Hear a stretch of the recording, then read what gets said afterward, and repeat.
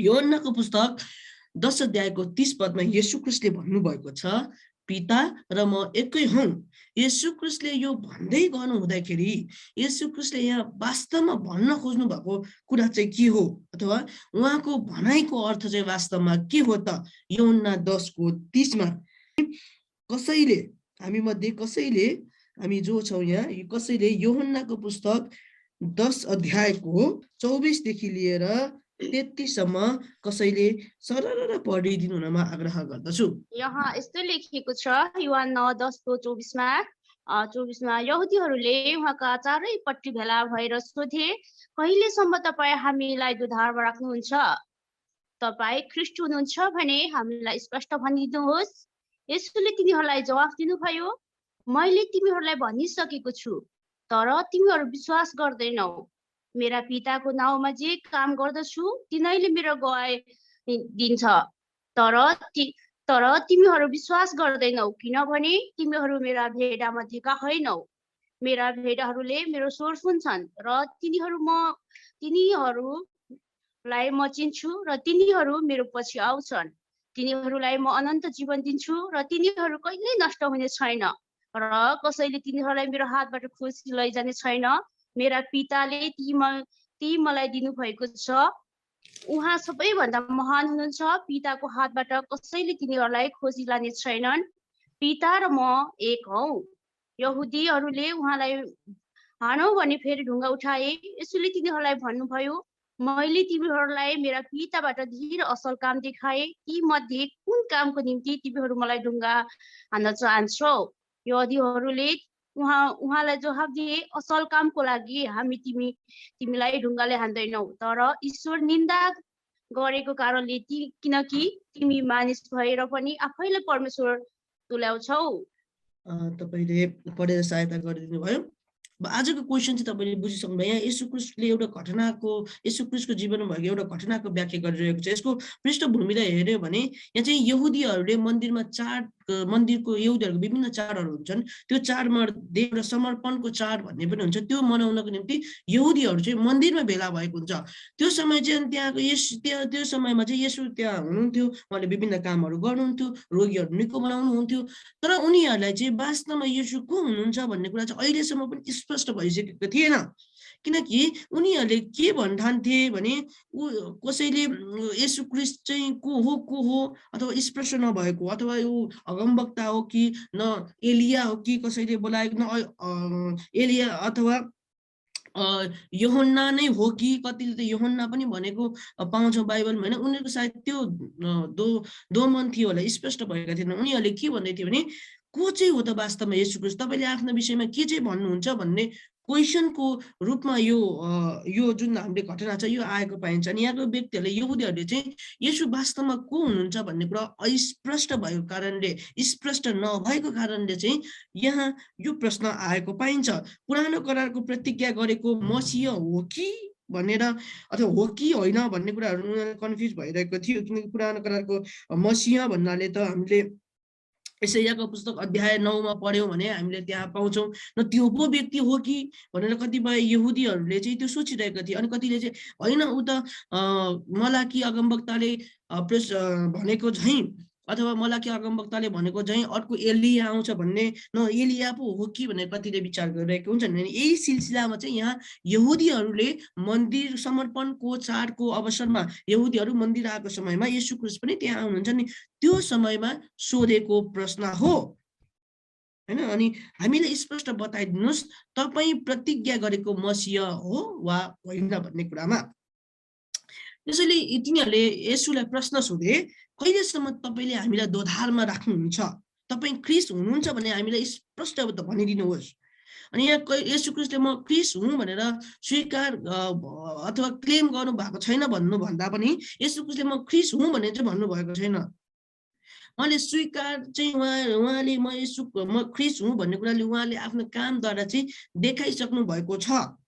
त उनीहरूले चाहिँ उहाँ ख्रीष्ट हुनुहुन्छ कि हुनुहुन्न भनेर अझै पनि उनीहरूले बुझेनन्।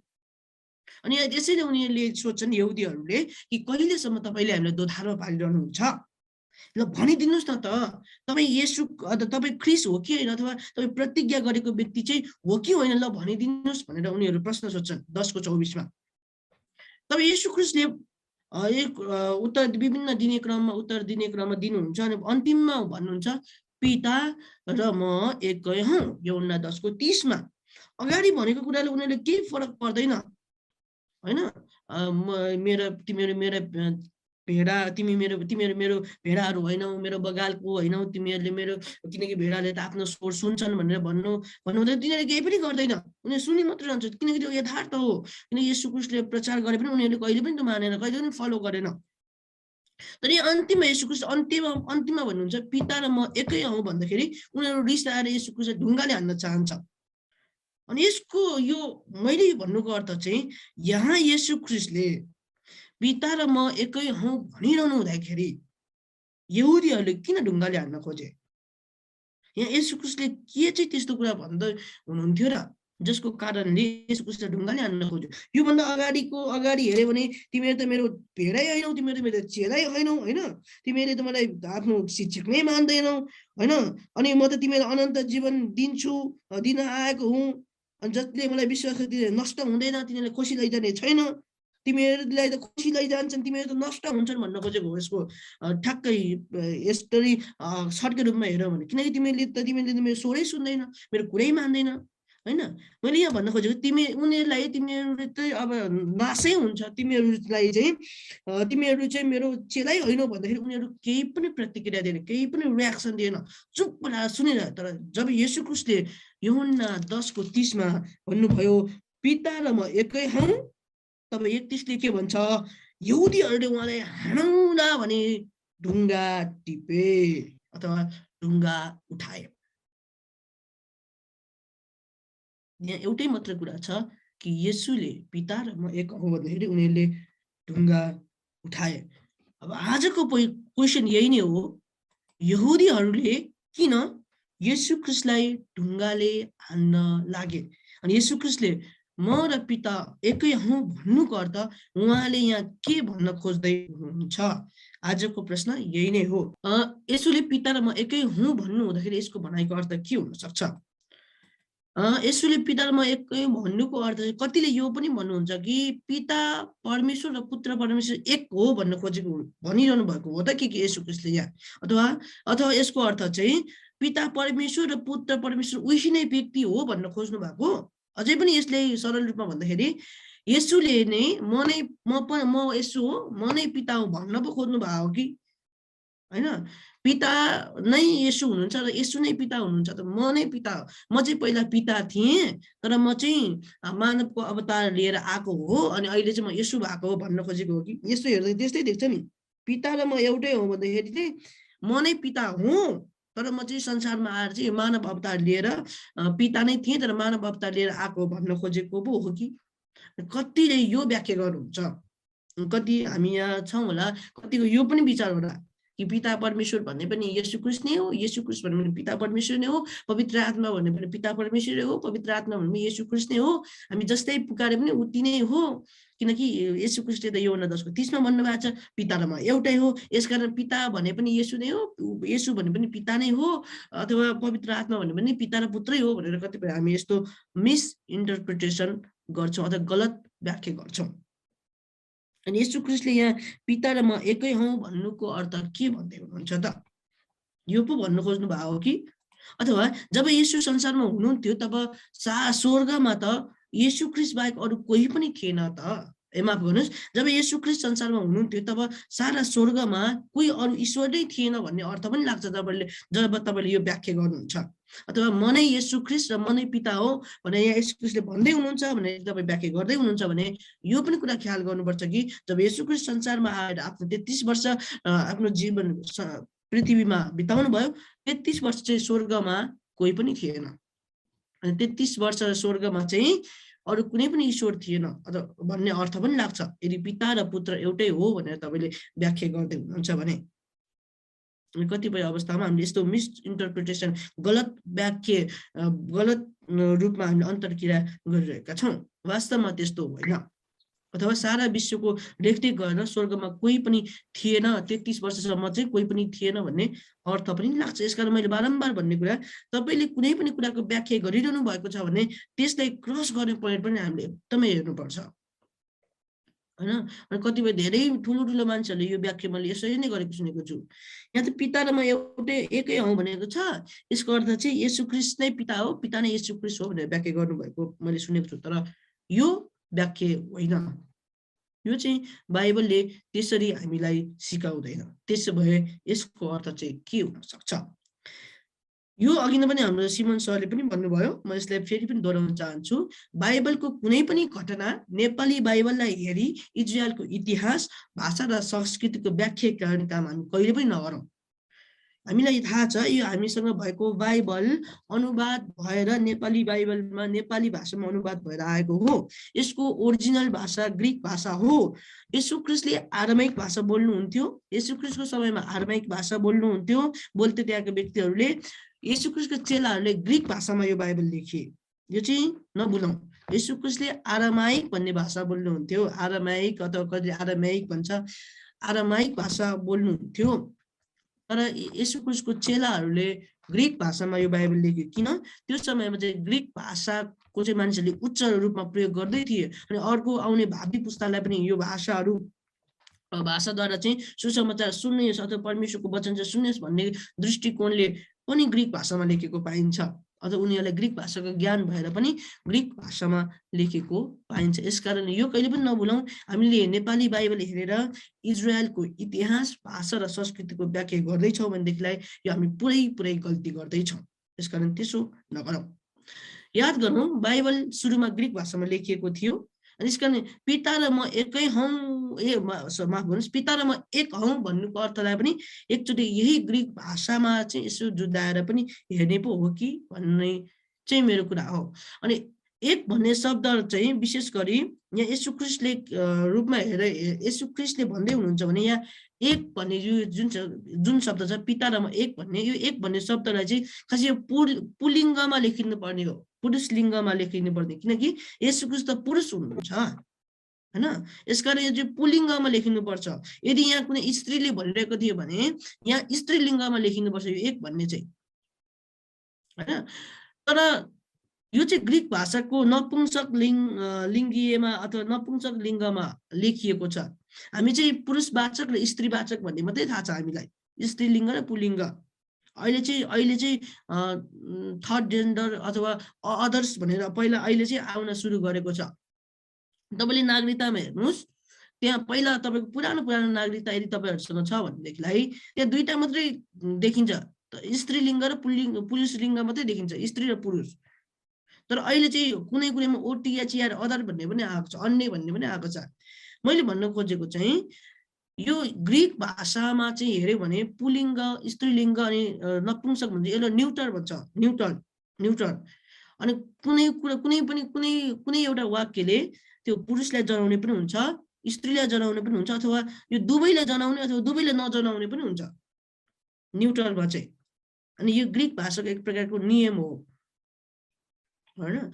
अनि यहाँ चाहिँ जुन एक भन्ने शब्द छ, यसको अगाडिको शब्दहरूलाई हेर्यो भने चाहिँ यहाँ येशू ख्रीष्टले विशेष गरी नपुंसक, न्युटरमा, अब नपुंसक भनेको फेरि गलत अर्थ नबुझ्नु, नेपाली भाषामा बुझ्नको निम्ति नपुंसक भनेको, तर यसको वास्तविक भन्नु भने न्युटर भन्छ। यो पुरुष पनि होइन, स्त्री पनि होइन भन्ने अर्थ लाग्छ यो चाहिँ, होइन? यो भाषाको दृष्टिकोणले फेरि यसलाई नपुंसक भन्यो भने येशू ख्रीष्ट केटा पनि होइन, केटी पनि होइन भनेर फेरि त्यो हुलदङ्ग गर्न नजाउँ। मैले यो पदको मात्रै व्याख्या गरेको छु। बाइबलले स्पष्ट भन्छ येशू ख्रीष्ट केटै मान्छेको रूपमा जन्मनु भएको हो, त्यसमा हाम्रो कुनै डिबेट छैन। तर यो पदको आधारमा जुन यो पदको संरचना छ, त्यो संरचनाको बारेमा मात्रै म भन्दैछु। यो संरचनामा चाहिँ यसरी व्याख्या गरिएको छ। यसैले यस आधारलाई हेर्ने हो भने हामीले माथिको विचार गरेको अर्थहरू मिल्दैन, किनकि यहाँ येशू ख्रीष्टले उहाँले आफ्नो एकजनाको व्यक्तिमा मेरो बारेमा म भत्रै भनेर, म पुरुष भनेर उहाँले ठोक्का गरेर भन्नुभएको छैन। यसैले यो यदि येशू ख्रीष्टले एक भन्ने यहाँ जुन छ यो एकै हौँ, यो शब्दको संरचनालाई यदि यहाँ पुरुष भन्ने पुरुष लिङ्गमा यदि लेखिएको थियो भने यो अगाडिको व्याख्या चाहिँ मिल्छ। जुन अगाडि हामीले गर्यौं पिता र म एउटै हो भन्नुको अर्थ चाहिँ म नै पिता हो र म नै पुत्र हो भन्ने व्याख्या मिल्थ्यो। तर यो जुन रूपमा लेखिएको छ, तर यो लेखिएको अर्थमा चाहिँ हामी यो बुझ्छौं कि यो चाहिँ येशू ख्रीष्टले उहाँ एक्लैलाई प्रतिनिधित्व गरेर भनिरहनु भएको छैन, अथवा म नै पिता हो र म नै पुत्र हो र म नै पिता हो यहाँ भनिरहनु भएको छैन। त्यसैले जब उनीहरूले जब येशूले पिता र म एकै हौं भन्नुभयो तब त्यहाँको यहुदीहरू निकै रिसाए अनि येशूलाई हान्न भने ढुङ्गा उठाए। अनि किन यो ढुङ्गा उठायो भन्ने कुरा चाहिँ लेवीको पुस्तक 14 अध्यायको 16 पदमा लेखिएको छ। अनि कुनै पनि व्यक्तिलाई ढुङ्गाले हान्नु भनेको परमेश्वरको विरुद्धमा पाप गर्नु जस्तै हो संकेत दिन्छ। लेवी 14 को 16 मा भन्छ, परमप्रभुको नाउँको निन्दा गर्नेलाई सारा समुदायले ढुङ्गाले हानेर मार्नु पर्छ। जब येशू ख्रीष्टले म र पिता एकै हौं भन्नुभयो तब उनीहरूले लेवीको पुस्तक 14 अध्यायको 16 पदलाई सम्झे। यसले त ईश्वर निन्दा गर्यो, यसले त ईश्वरको निन्दा गर्यो। त्यसले लेवीको पुस्तकमा के छ, कसैले परमप्रभुको नाउँको निन्दा गर्छ भने सारा समुदायले ढुङ्गाले हानेर मार्नु पर्छ। मार्नु नै पर्छ, खासै यो मार्नु पर्छ। त्यसैले येशूले पिता र म एकै हौं भन्नुको अर्थ यहाँ के हो त? येशू ख्रीष्टले के भन्न खोज्नु भयो? के यहाँ परमेश्वरले ईश्वर निन्दा गर्दै हुनुहुन्थ्यो त के हैन? अनि तिमीले ईश्वर निन्दा गर्यो, येशू ख्रीष्टलाई ईश्वर निन्दा गर्यो भनिरहेको थियो। वास्तवमा के हो त? यहाँ येशू ख्रीष्टले के भन्न खोज्नु भयो? यहाँ वास्तवमा येशू ख्रीष्टले यहाँ विशेष 3 वटा कुरा भन्न खोज्नु भएको छ। नम्बर 1 मा पिता र पुत्र अधिकारमा बराबर हुनुहुन्छ, अथवा पितासँग जति अधिकार छ त्यति मसँग पनि अधिकार छ, तिमीले यो बुझ्नुपर्छ भनेर येशू ख्रीष्टले यहाँ भन्नु खोज्दै हुन्छ। 2 नम्बरमा पितासँग जे ईश्वरीय गुणहरू छ, ईश्वरमा हुने जुन गुणहरू छ त्यो मसँग पनि छ है। अनि 3 मा चाहिँ परमेश्वर समान, येशू परमेश्वर समान हुनुहुन्छ, अथवा म पनि परमेश्वर हुँ है यहाँ येशू ख्रीष्टले भन्दै हुनुहुन्छ। यो 3 वटा कुरा उहाँले भन्न खोज्नु भएको। म पिता र म एकै हौं भन्नुको अर्थ विशेष 3 वटा कुरा हुन्छ। पिता र पुत्र अधिकारमा बराबर हुनुहुन्छ। पिताको जति अधिकार छ त्यति मेरो पनि अधिकार छ। अनि मेरो पितासँग जुन ईश्वरीय गुणहरू छन्, उहाँले जे गर्न सक्नुहुन्छ त्यो सबै म गर्न सक्छु। अनि म पनि सुरुदेखि नै परमेश्वर सँगसँगै, पिता सँगसँगै म पनि सुरुदेखि नै परमेश्वर नै हुँ, परमेश्वर नै भएर आएको हुँ। हो, म मानव अवतार लिएर आएको हो, म पृथ्वीमा आएको हो, तिमीले मलाई ख्रीष्ट भन्छौ, तिमीले यो भन्छौ, हो त्यो पनि हो, तर त्यति मात्रै होइन, तर म परमेश्वर पनि हुँ है भन्न खोजिरहनु भएको हो यो चाहिँ। अनि धेरै व्यक्तिले के भन्छ भने तिमीहरूको बाइबलमा कहाँ लेखिया छ येशू ख्रीष्टले म परमेश्वर हुँ भनेर? कहाँ लेखिया छ? ल देखा, बाइबल पल्टाएर देखा भनेर भन्छ। लेखा छैन। येशू ख्रीष्टले कहीँ पनि म परमेश्वर हुँ भनेर भन्नु भएको छैन बाइबलमा। यो हामी स्वीकार्छौँ। तर येशू ख्रीष्टले म र पिता एक हौं भन्नुभएको छ। अनि यसको अर्थ चाहिँ के हुन्छ? यसको अर्थ चाहिँ येशू ख्रीष्टले म परमेश्वर हुँ भन्नु भन्दा पनि पिता र म एक हौं भन्नुको बढी प्रभाव पर्छ। यो चाहिँ बढी आधारिक हो, बढी प्रमाणित हो। येशू ख्रीष्टले म परमेश्वर हुँ भन्नु भएको शब्दलाई र पिता र म एकै हौं भन्ने शब्द यदि हामीले त्यो जुदाएर हेर्यो भने पिता र म एकै हौं भन्ने शब्दको तौल चाहिँ गरुको हुन्छ।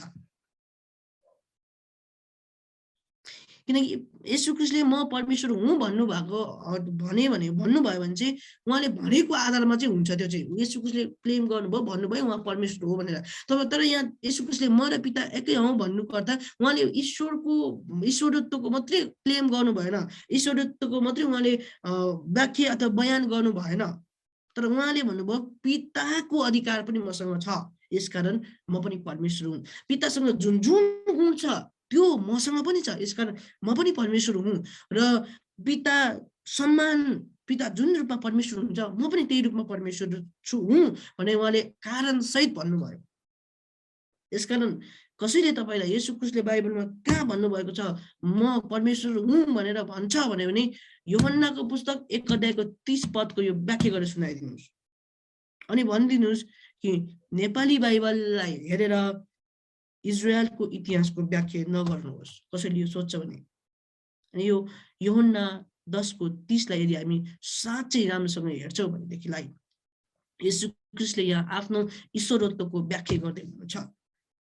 येशू ख्रीष्टले विभिन्न कामहरूद्वारा आफ्नो ईश्वरत्वको दाबी गर्नुभयो। उहाँले म हुँ भन्ने कुरा भन्नुभयो। यूहन्नाको पुस्तकमा हेर्नुभयो भने म जीवनको रोटी हुँ, म जीवनको पानी हुँ, हैन? अनन्त जीवनको स्वर्गको बाटो म नै हुँ, अनन्त जीवनको स्रोत म हुँ। उहाँले विभिन्न तरिकाले म हुँ, म हुँ, म हुँ, म हुँ भन्नुभएको छ। त्यो सँगसँगै येशू ख्रीष्टले यो पनि भन्नुभएको छ कि पिता र म एक हौँ। यो हामी नभुलौँ। यसैले हामी सम्पूर्ण इसाई जगत जसले येशू ख्रीष्टलाई परमेश्वर भनी मान्छौँ, अनि हामीलाई यो एउटा कुरा विश्वास छ कि येशू ख्रीष्ट हामीले मानेको कारण परमेश्वर हुनुभएको होइन। बाइबलले भनेको कारण मात्रै येशू परमेश्वर हुनुभएको होइन। उहाँ त परमेश्वरै हुनुहुन्थ्यो। अहिले पनि हुनुहुन्छ र पछि पनि हुनुहुन्छ। उहाँले आफ्नो वचनमा प्रकट गर्नुभयो र हामीलाई यो थाहा छ उहाँ परमेश्वर हुनुहुन्छ। अनि उहाँले म परमेश्वर हुँ भनेर बाइबलमा कहीँ पनि भन्नुभएको छैन भन्दैमा उहाँ परमेश्वर होइन भन्न मिल्दैन। यूहन्ना 10:30 जुन व्यक्तिले बुझ्छ त्यसको अर्थ यही हुन्छ कि उहाँ साँच्चै परमेश्वर हुनुहुन्छ। म अहिले फेरि पनि त्यो यो शब्द दोहोऱ्याउन चाहन्छु। येशू ख्रीष्टले बाइबलमा कहीँ पनि म परमेश्वर हुँ भन्ने शब्द प्रयोग गर्नुभएको छैन। त्यो कहीँ पनि छैन। तर येशू ख्रीष्टले म र पिता एकै हौँ भन्ने शब्द प्रयोग गर्नुभएको छ। जुन शब्द चाहिँ येशू ख्रीष्टले म परमेश्वर हुँ भनेर दाबी गर्नुभएको शब्द भन्दा पनि बढी मूल्यवान छ। यो चाहिँ हामीले बुझ्नुपर्छ। यसैले यूहन्ना 10:33 मा त्यहाँ मानिसहरूले भन्छ कि तिमीहरूले मलाई किन ढुङ्गाले हान्न खोज्यो भनेर जब येशू ख्रीष्टले भन्नुहुन्छ, तब त्यहाँको व्यक्तिहरूले भन्छ असल कामको निम्ति हामी तिमीलाई ढुङ्गाले हान्दैनौँ, तर ईश्वर निन्दा गरेको कारणले चाहिँ ईश्वर निन्दा गर्यौ तिमीले, अनि यसै कारण चाहिँ हामीहरूले चाहिँ तिमीहरूलाई हान्छौँ। किनकि तिमीले त आफैलाई ईश्वर तुल्य बनायौ। अथवा येशू ख्रीष्टले चाहिँ म परमेश्वर हुँ, म परमेश्वरको समान छु, परमेश्वरमा भएको सबै ईश्वरी गुणहरू मसँग छ भनेर यहाँ येशू ख्रीष्ट भन्दै हुनुहुन्थ्यो। तब यहाँ उनीहरूले ढुङ्गाले हान्न खोज्यो। यहाँको यहुदीहरूले पनि भन्छ किनकि तिमी मानिस भएर पनि आफैलाई परमेश्वर तुल्यायौ। परमेश्वर भन्ने आफैलाई भनेर यहाँ भन्यो। यसरी याद गरौँ, येशू ख्रीष्टले बाइबलमा परमेश्वर भनेर स्वीकार गर्नुभएको छ भनेर कसैले सोध्छ भने निसङ्कोच छ भन्नुहोस्। कहाँ? यूहन्ना पुस्तक 10:30 पद र 33 पद। यहाँ चाहिँ स्पष्ट रूपमा भनेको छ। येशू ख्रीष्टले मात्रै भन्नुभएको होइन, त्यहाँको यहुदीहरूले नै स्वीकार गर्छ यो कुरा त। यहुदीहरूले नै यहाँ के भन्छ भने किनकि तिमी मानिस भएर पनि आफैलाई परमेश्वर तुल्य बनाउँछौ भनेर भनेको छ। अनि यो बाइबलमा हामीलाई स्पष्ट थाहा छ कि येशू ख्रीष्ट परमेश्वर हुनुहुन्छ। यसैले यूहन्ना 10:30 मा पिता र म एक हौँमा एक भन्नुको अर्थ चाहिँ पुलिङ्ग अथवा पुरुषवाचकलाई पनि लाग्दैन, अन्त स्त्रीवाचकलाई पनि लाग्दैन, तर नपुंसक लिङ्गलाई लाग्छ। यसको अर्थ चाहिँ यो एक भन्नुको अर्थ चाहिँ सारमा भन्नुहुन्छ, सोलो मोलो भन्छ नि, निष्कर्षमा भन्न खोजे यो चाहिँ सारमा भन्नुको अर्थ चाहिँ हैन। निष्कर्षमा चाहिँ पिता र म एउटै हौँ भन्नुको अर्थ चाहिँ निष्कर्षमा के को आधारमा, पूर्ण त्यो सारको रूपमा के को रूपमा, अधिकारको